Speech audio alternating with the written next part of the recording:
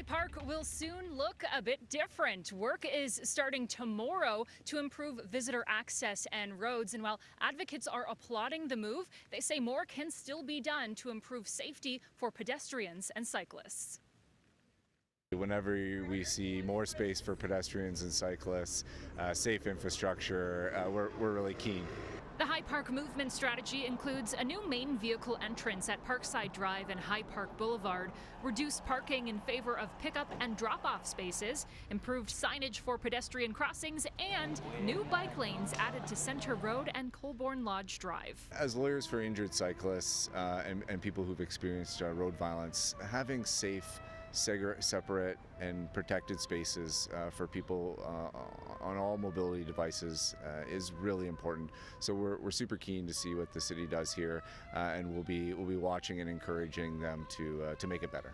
Roads in High Park have been closed on weekends and holidays since March 2020, initially implemented during the pandemic. Work being done this week includes blocking vehicle access at all times on West Road and parts of Colborne Lodge Drive. But members of Car Free High Park Coalition are calling for all cars to be banned 24/7.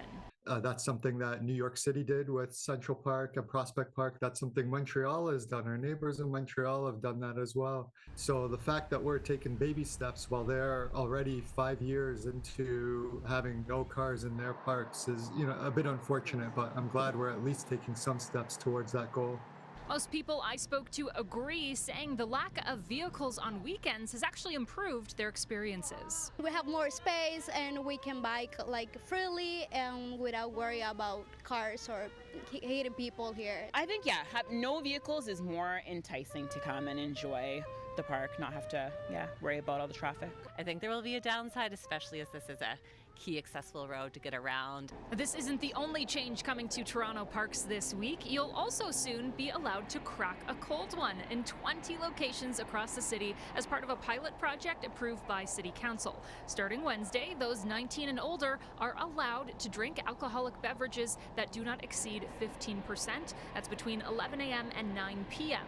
Although High Park is not included on that list, other popular locations are, including Trinity Bellwoods, Christie Pitts, Riverdale, and Queen's Park. Residents say they're excited.